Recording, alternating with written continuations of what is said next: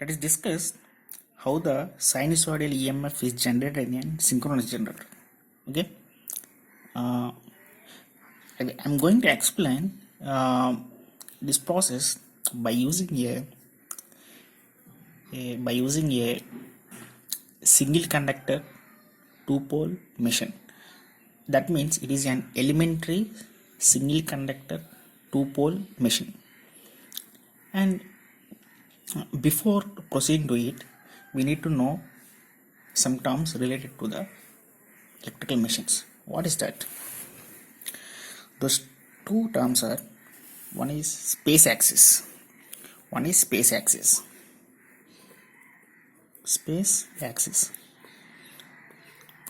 another one is time axis. What does the space axis and time axis really mean? It means, the space axis means some quantity is varying in space axis means the independent variable is theta or some distance x, whereas the dependent variable something y. It may be either voltage, current, or some other physical quantity, a speed, or like that. Whereas time axis is nothing but it is something related to the x-axis is time and the y-axis will be either some physical quantity, a voltage or current, or some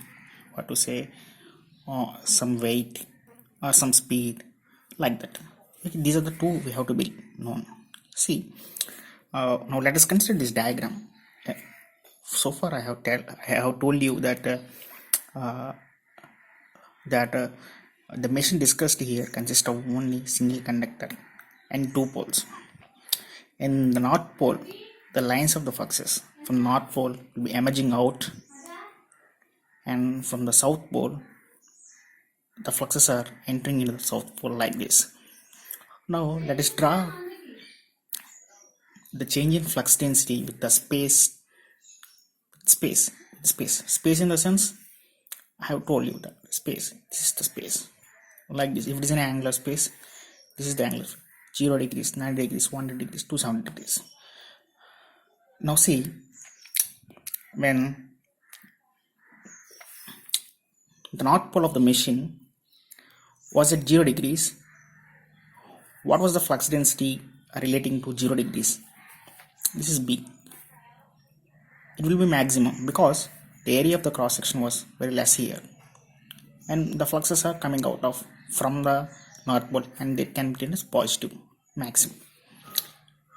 When it is 90 degrees, there were no flux lines, so the flux density will be 0, and 180 degrees the flux are going into or coming out, then it's negative maximum. At 270 degrees there is no flux, and some 360 degrees again will be maximum.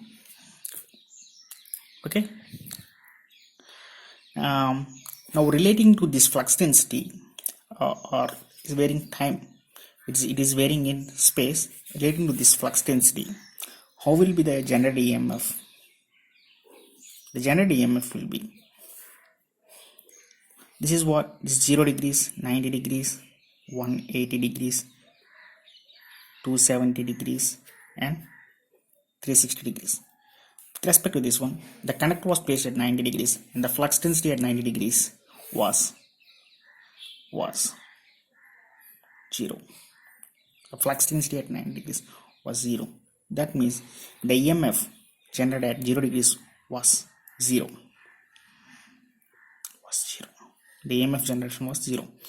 Now by some means, some external force, this rotor is made to rotate some 90 degrees in the clockwise directions. Then what happens to the flux density now? How will be the flux density is? This is flux density B.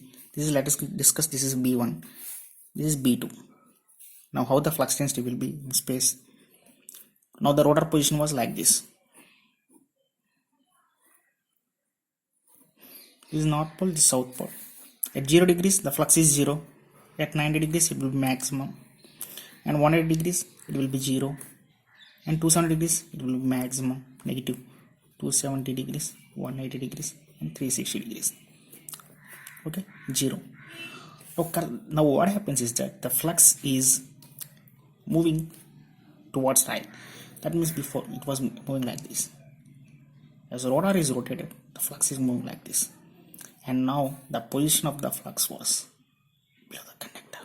The conductor was placed at 90 degrees, and what was the EMF? 90 degrees, nothing but maximum, and this will be like this, and this process will continue, and it's going to generate a sinusoidal EMF like this.